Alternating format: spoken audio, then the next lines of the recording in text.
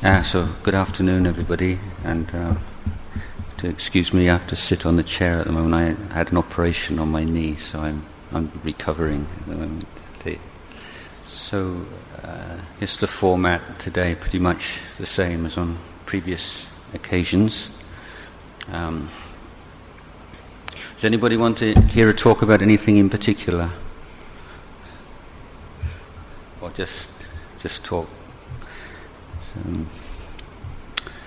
Okay.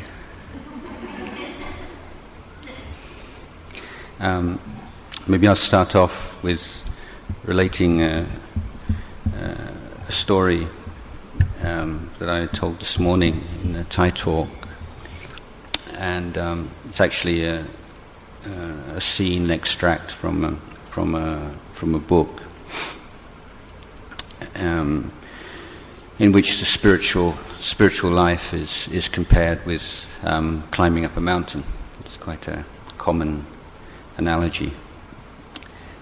And in this particular episode, one of the mountaineers gets up very high, gets caught in a blizzard, and is snowed in for 3 or 4 days. Without food, without water, and finally the snow stops, ceases. He crawls out from under the rock or wherever it is he was sheltering, and realizes he's totally exhausted, that even though the weather's letting up now, he hasn't got the energy to get down the mountain.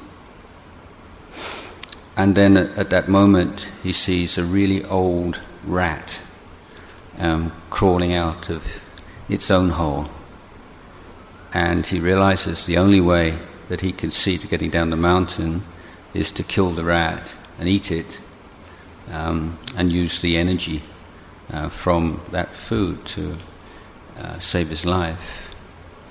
So he realizes it's, apart from the fact it's not going to be very delicious, he realizes that it's unwholesome thing to do, but he doesn't feel he have any choice, and it's an old rat anyway. He's probably not going to live very much longer, and so he catches the rat, eats the rat, and has enough energy to get down the mountain to safety, and thinks that's the end of the story. But it's not, because that old rat has an important job to do, because unable to catch the healthy insects on top of the mountain, it eats the diseased ones that can't escape from it. And so eating the diseased insects, it prevents the disease from spreading amongst the insect population. Without the old rat, disease spreads throughout the insect population. All the insects die. And when all the insects die, then there's nothing to pollinate and fertilize the plants on the mountain. The plants die, the soil erodes, and then there's finally a landslide, and half of the village at the foot of the mountain submerged, and many people lose their lives. So, as I was saying, this is not just meant to illustrate the ecological principles, but also spiritual principles, and the fact that the law of Kamma is so incredibly complex that the Buddha himself said that it's not possible to come to an intellectual understanding of all of its ramifications. It's beyond the capability of the human intellect. And the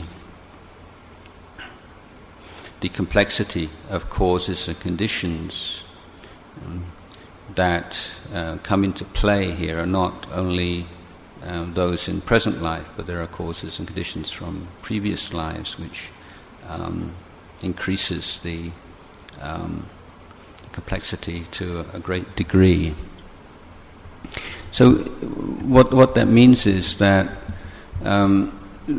it's very difficult to recognize the workings of the law of Kamma in everyday life, that it's very difficult to give the appropriate value and weight to our actions. Sure, we've all had experience with certain actions we've taken, certain words that we've said that seemed quite inconsequential at the time, but went on to have quite serious consequences in our lives. Similarly, episodes, conversations that seemed really earth-shattering or possibly having lifelong consequences at the time seem to have just sort of faded away until now they seem almost dreamlike. So what that means, I think, a certain humility and care and attention to our actions, but also I think there's a recognition that there are certain areas of life in which we don't as yet have, or perhaps will never have, the ability to be absolutely sure about. And so the question is, what kind of criteria should we use to decide on what's appropriate or inappropriate, and how to act, how to behave.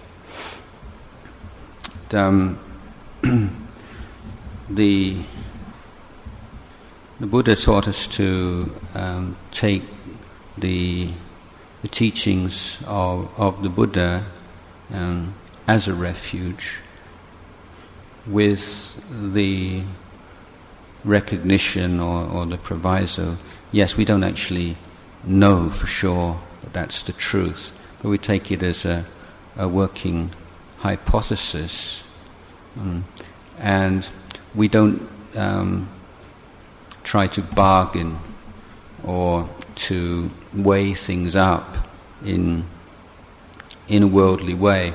I'm reminded of passage I read once that impressed me very much, from a biography of an American doctor whose name I can't remember now, who was volunteered to work in Haiti in very backward conditions, of course, and he would on a regular basis walk some 6 or 7 hours through the jungle to visit a small hamlet with 2 or 3 houses and families. So it's 6 or 7 hours there, 6 or 7 hours back. And he was criticized by other people in the aid community, and that it was sort of inefficient use of his time, that he was spending hours and hours and hours going to take care of just a very small number of people when there are so many more people so closer by that he could look after. And his reply to this was that if you think that walking 7 hours to treat 2 or 3 families is wasteful, then you're saying that some people's lives are more valuable than others. And I believe, he said, that this view that some people's lives are more valuable than others are at the root of nearly all of our problems in the world today. I thought that was a really profound thing to say because, and I think I've spoken about it myself, the problems that arise when you even unconsciously take the view that the end justifies the means, or that you have to sacrifice a certain number of people for the benefit of a larger number of people of whatever kind.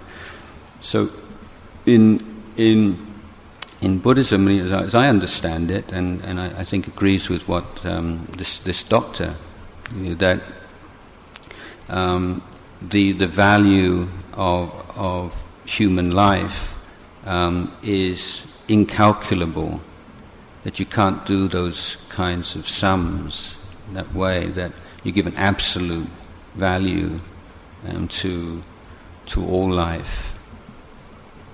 And as a monk, then they would take that very seriously. And I as far as I remember, like 30 years, I don't think I've ever deliberately swatted a mosquito. And keeping that kind of standard of conduct gives you a great deal of self-confidence, self-respect. Makes me very happy just to consider the fact that I've lived in malarial swamps and jungles and lived with swarms of mosquitoes and never deliberately, I've accidentally, but never deliberately killed any of them. So that if we take that common sense point of view of the man on the mountain willing to kill the old rat, then there are not only ecological consequences, but all kinds of karmic consequences that we can't appreciate in a quantitative way. So taking the Buddha, Dhamma, Sangha as a refuge, those the principles that they represent, gives us a kind of a map or a steadfast, stable reference point in our lives. And at the same time, we need to be constantly looking into the way that things relate to each other, the causes and conditions. Even though we can't see the big picture, we can only see certain aspects of it, then it can still help to give that enhanced sense of responsibility for our conduct and our behavior, which is so important.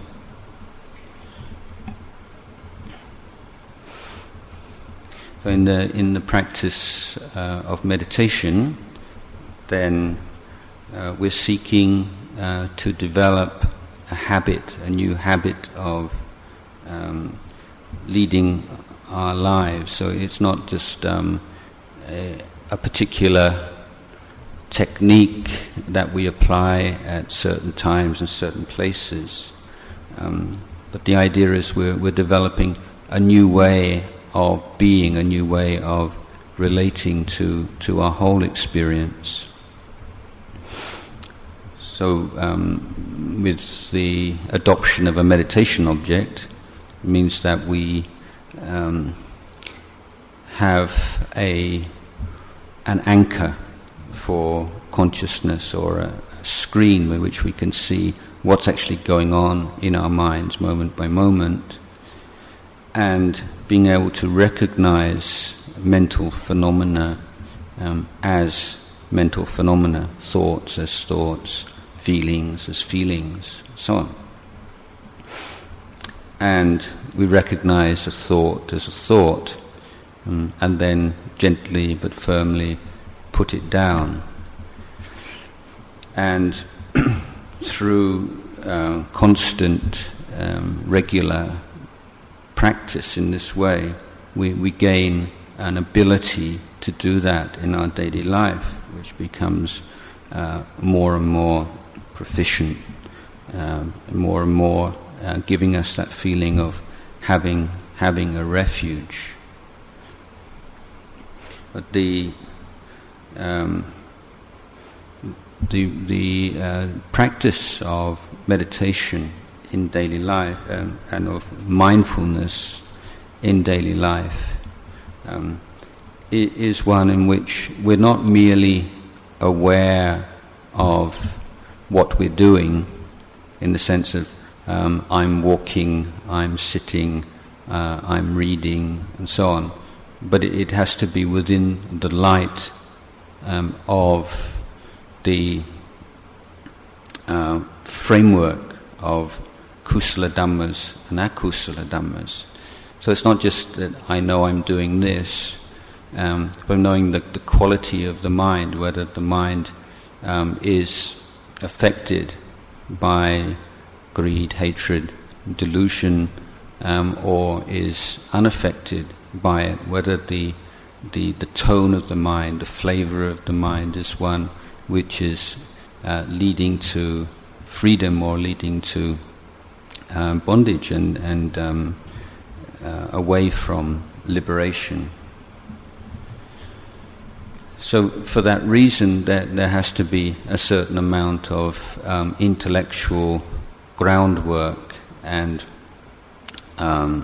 appreciation of Buddhist psychology, and also recognizing and being conscious of the different kinds of thoughts and emotions that arise. So in other words, we need to be able to know and to distinguish and to have a very sharp sensitivity to the negative emotions such as fear, anxiety, doubt, shame, embarrassment, guilt, anger, jealousy, and so on, and also to the positive emotions of kindness and generosity and compassion and patience and contentment and joy and bliss and so on. So we need to have that kind of intimate knowledge of those mental states, so that when we meet them, we don't have to be thinking, what is this, or reacting towards the mental state with attachment or rejection. So just as a close member of your family or a friend should walk into the room, you don't have to be thinking, who is that, what's their name? You know immediately because you're so familiar with them. And that's the kind of familiarity that you need with the different mental states. So in the formal meditation practice, where your eyes are closed and you're putting aside all your regular duties, responsibilities, preoccupations, then you have a chance to see mental objects very, very clearly as they arise and pass away. But seeing them in that way is of importance, not just in the meditation session itself, but so that you really get to know those particular or those mental states. And observe also that every mental state has accompanying particular physical counterpart, flavor, different emotions manifest in different parts of the body, and so I think we can say an emotion, is physical sensation plus thought, plus imagery, and really to be able to deal effectively with emotion, you have to be able to develop that awareness of both sides of it, both the kind of the obsessive or even sometimes kind of crazy kind of thoughts that are distinctive to that emotion, but particularly the physical sensations.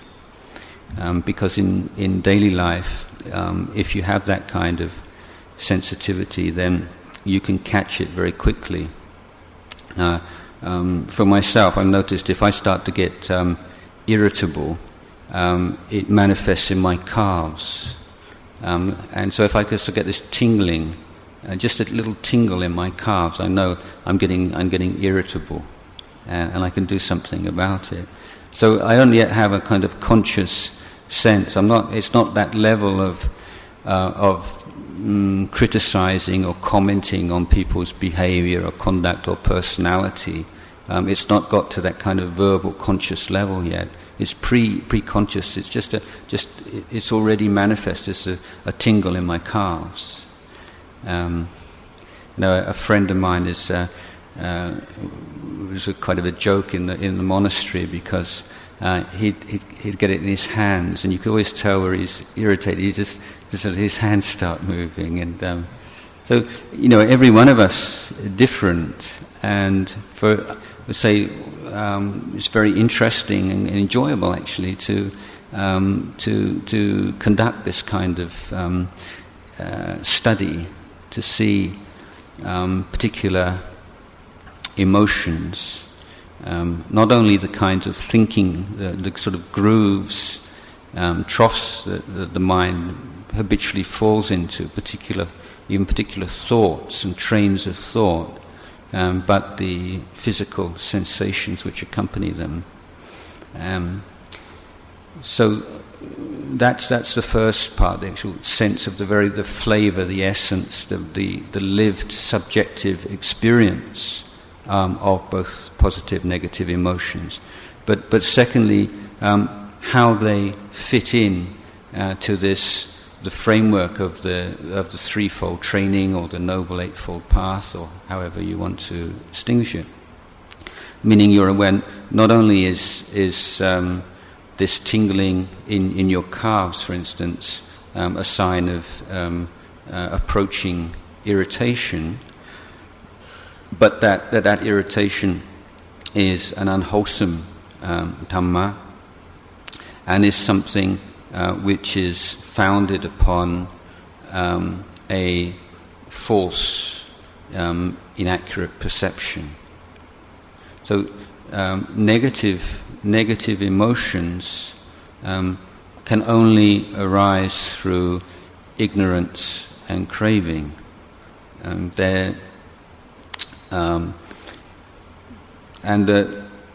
That's the reason why there's something that you can do about them, and that you don't have to be a prey to them your whole life. But as we try to look more closely, we begin to see the particular obstacles that arise.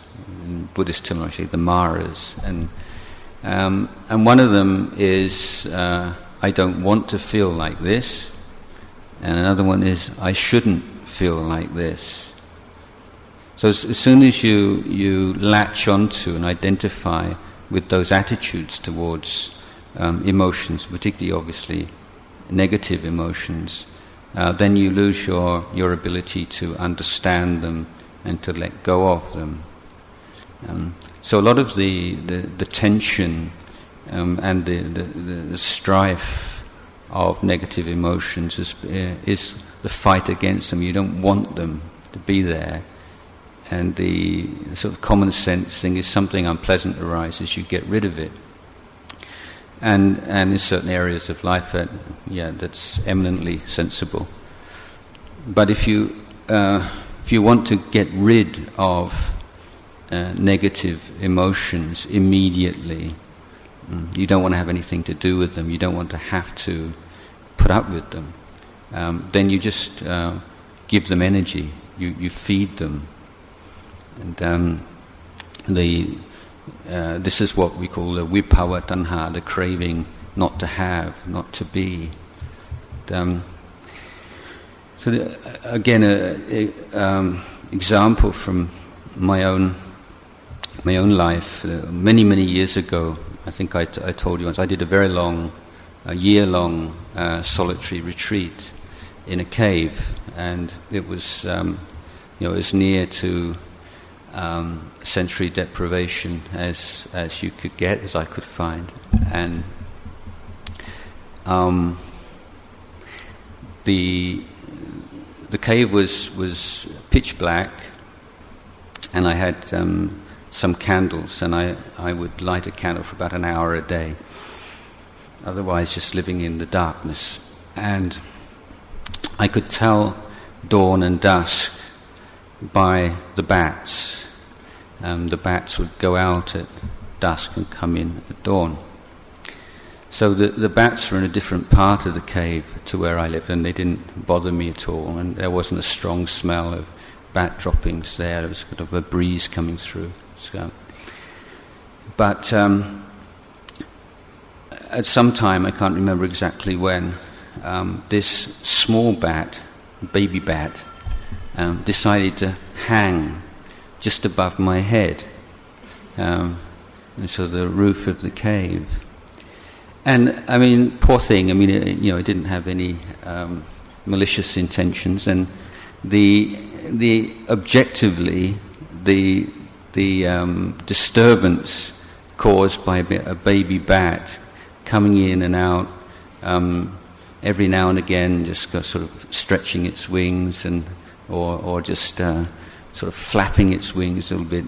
Objectively, on a scale of 10, where would that be on the disturbance level? I mean, absolutely negligible. But it became a major issue in my life, not having anything else to make a problem out of. And so I developed this really kind of nasty scheme just to make its life so uncomfortable it would go somewhere else. So I had this torch, and every now and again I'd just shine this torch at it so that it would be startled and think, this is just a miserable place to live. And this went on for some days, and I was getting more and more kind of fed up with this bat. And at one point I just shone the torch. I didn't actually touch it or something, but something happened, and I turned off the torch, and then I heard this. And I looked down, and there was the bat on its back on the floor, like this. I thought, oh no, I've killed it. It's a terrible bad kamma, and I can't.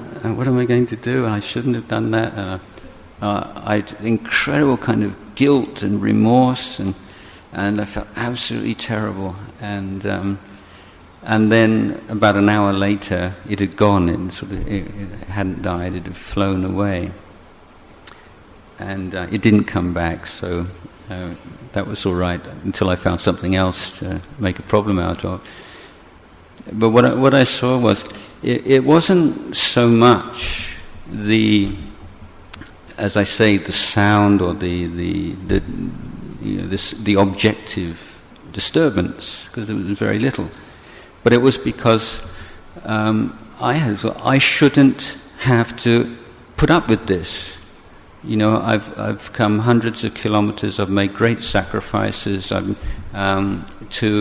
be in a completely black, still, sensory deprivation environment, and this bat's coming along and spoiling it. So, and I don't know about you, but I've noticed this. In in other areas of my life that when there's some kind of reaction against something and suffering with it, it's not so much that the thing in itself is so terrible, but what really rankles and rubs me up the wrong way, as you say in English, is the fact that but I shouldn't have to be putting up with this now. You know, when I was first at Wat Bapong in the late 70s, I'd come from England, and I was just so inspired to be able to live with Ajahn Chah. You know, I was thinking, wow, I'm 20 years old, and I'm a disciple of an Arahant. You know, and I just, how wonderful. You know, I'm just so fortunate. And Wat Bapong at that time, you know, was still thriving, and there was 60, 70 monks, at least that number of nuns, and very big community. And I just assumed that this kind of elite forest monastery with an incredibly austere and tough schedule would, just by its very nature, be weeded out, you know, and just have really the cream of the cream, the people with absolute cast iron commitment. And finding it wasn't like that at all, and there were just some monks you think, what are they doing here? I mean, how, you know, what's in it for them? You know, they're not interested in practice, and you know, sometimes even like fist fights, and some of the novices in those days, forest monasteries, you'd have like a large number of teenage novices, and teenage novices, at least teenagers basically, you know, and getting up to all kinds of mischief. And if you're at the top of the line, you can more or less sort of shut your eyes to that. But if you're right down there in the middle of it, I just felt this incredible incongruity between the setting and the presence of the abbot and everything, which was so much, you know, just a dream come true for myself, is exactly what I was looking for in my life, and yet being surrounded by you know, a number of really mischievous teenage boys who are, you know, really kind of naughty sometimes. But again, as with the baby bat, I mean, the actual impingement on my daily life was really negligible. I didn't have to have that much to do with them. But it's the fact that they shouldn't be here. It shouldn't be like this. Wat Bapong should be absolutely impeccable. It should be the best monastery. It should have all the best monks. And so again, it's this sense of what should be and what shouldn't be as being sort of a major contribution to suffering, and takes you away from seeing what the situation really is. I mean, it's like this. It's just this way. It's not anything else. It's like this. And that kind of reflection was one that came to help me a great deal. You know, it's like this. It's just this way. And then, say, reflecting in terms of causes and conditions has always been very cooling to my mind. So yeah, there are naughty novices. Well, they're teenagers. A lot of them don't actually want to be here. They're here because they're so misbehaved that their parents and teachers have given up on them, and just hope that somehow Ajahn Chah would sort them out. And that, you know, this is what you do with delinquent teenagers in those days. You send them to the monasteries, and so yeah, fair enough. You know, and I'm thinking, well, if I was, you know, if I'd been forced to go into a monastery when I was 13, 14, and have to get up at 3 o'clock in the morning and walk 5 or 6 kilometers for my food every day, and only eat one meal a day, and I probably would be looking for a bit of fun when I could as well.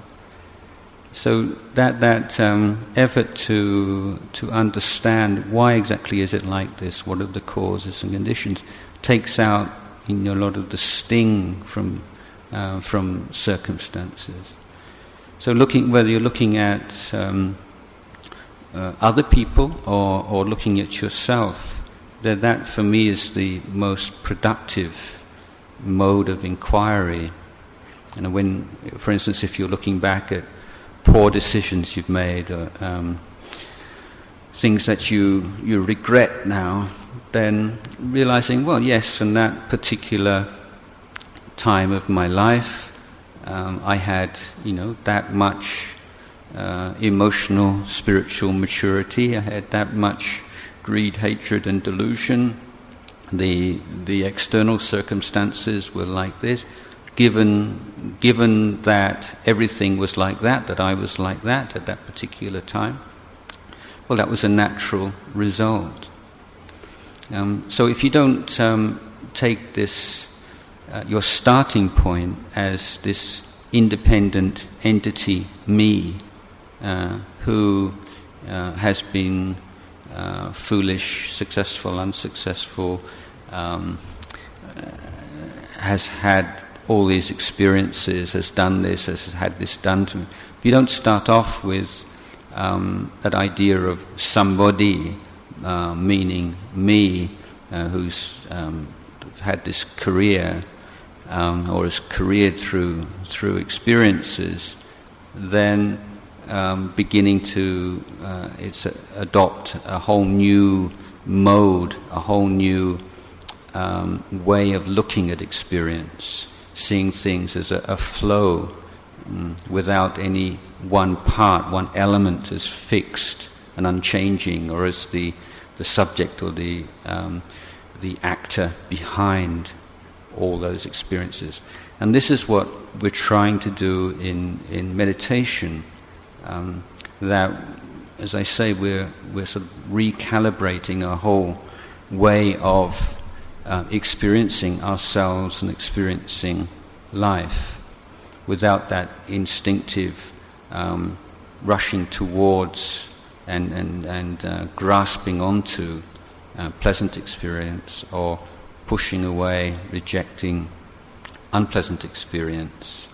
Not saying that we should be a particular way, or that we should not be like this. Sometimes when we look at our thinking process very, very clearly, it's incredible. I think it's really sobering to what extent the amount of illogic there is. If you consider yourself basically kind of a logical, reasonable kind of person, which I think most of us do, the extent to which we don't think logically is quite a revelation.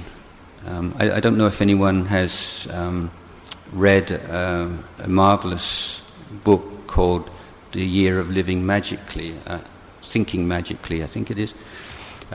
It's a book written by American author Joan Didion, and recounts the year following the sudden death by a heart attack of her husband, after they'd been married for 40, 50 years.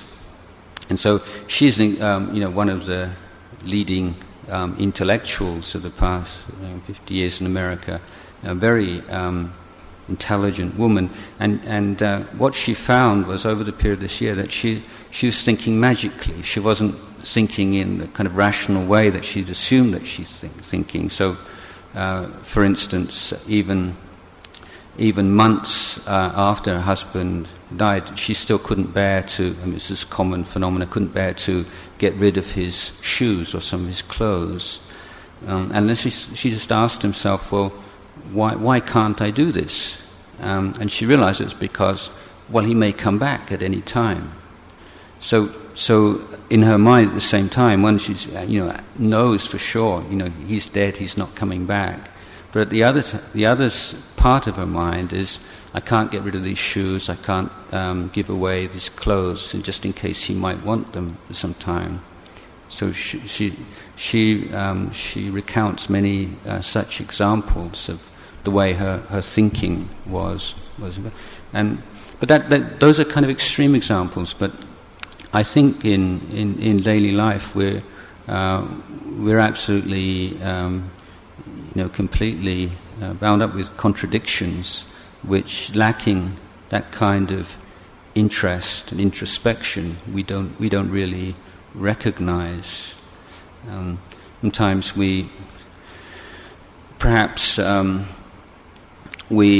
I've always been very inspired with this beautiful Thai phrase, which you may know is attaching gold behind the Buddha. Can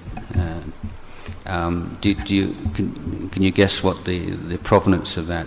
When you get these little squares of gold leaf and you attach them to Buddha images as a way of merit making. Most people want to put their little square right on the front of the Buddha, but some people put it on the back where it can't be seen. And so this has become an idiom, meaning when you do good, but you don't want anybody else to know about it. You don't need to have your name in the papers or any kind of recognition. And that kind of what in Japanese I think calls like secret goodness. That's considered the most purifying kinds of wholesome actions.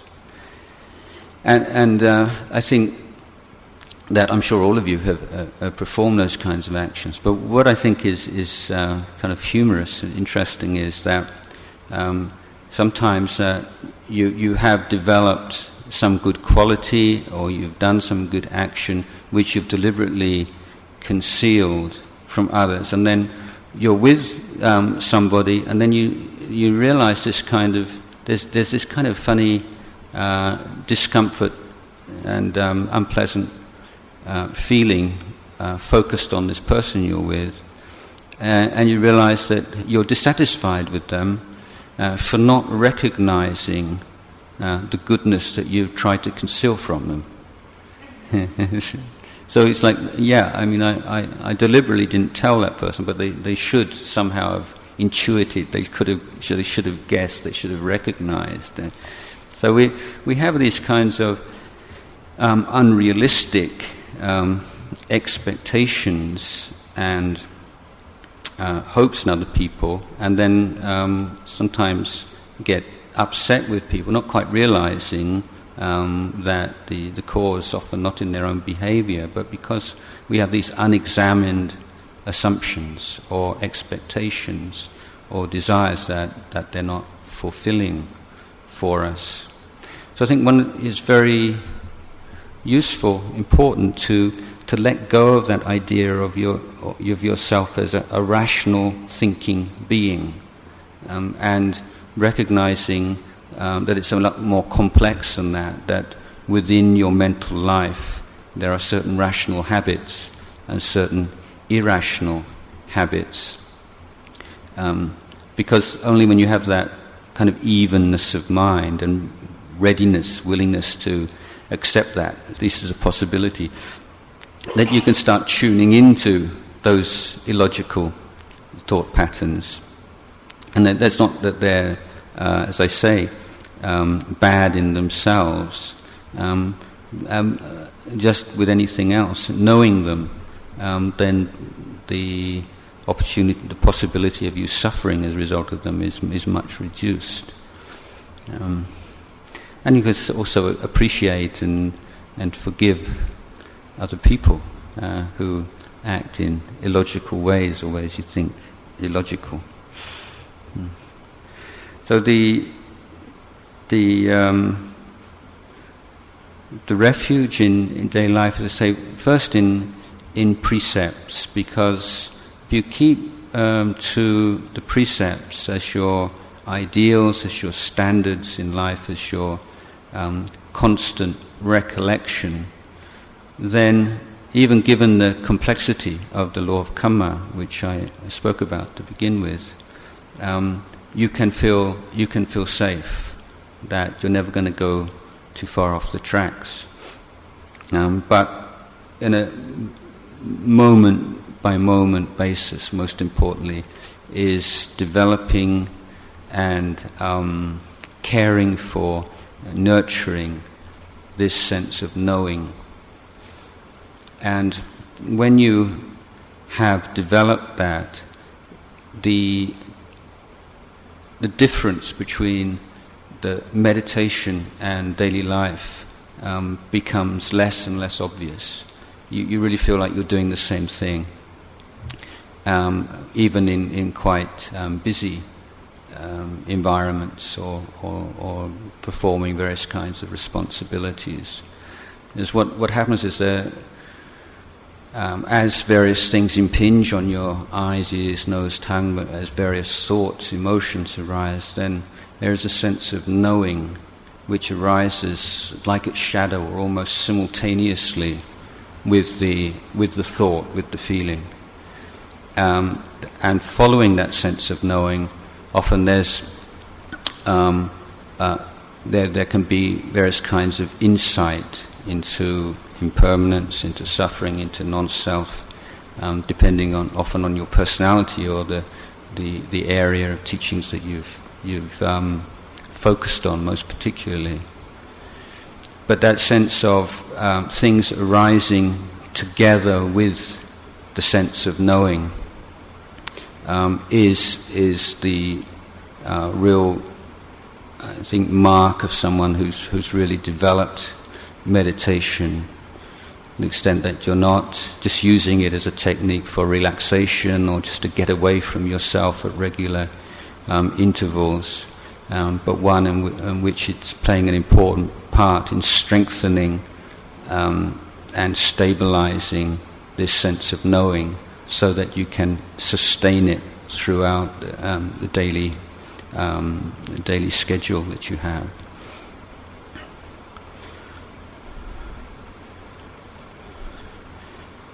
So when there is that sense of knowing and alertness in the mind, then mind also starts to feel very, very bright and energetic and relaxed.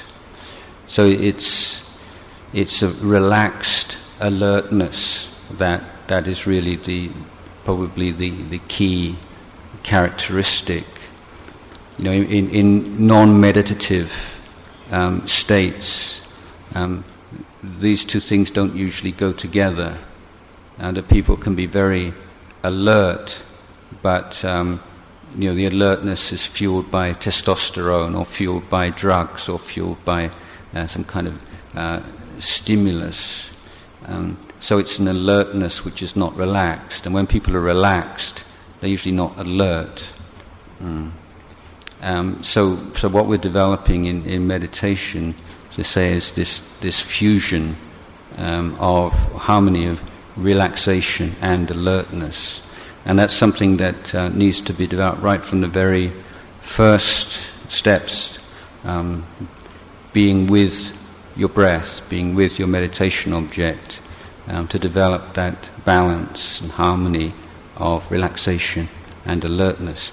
And then from there being able to carry that over into daily life, so that the sense of knowing is there all along. As things happen, you speak, you receive impressions. There's an awareness of causal relationships, relationship between body and mind, relationship between sounds, forms, sounds, and mental states, and so on. This very kind of complex operation that sounds quite daunting if it's explained in words. It's just something that starts to take place more or less spontaneously. But what's really important is maintaining that real kind of interest in that, interest in what is this life, and that's one of the basic Zen koans. And I think that is in no way alien to Theravada tradition. There's this constant if it's not asking a question as such, is that really fundamental interest. What is this? What is this? What is this? That's the kind of attitude that we have in daily life outside of meditation. Okay, I think that will suffice for the Dhamma talk, and now we can have a period of meditation.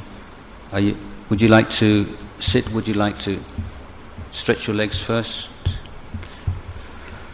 you want a 5-minute break? 5-minute break.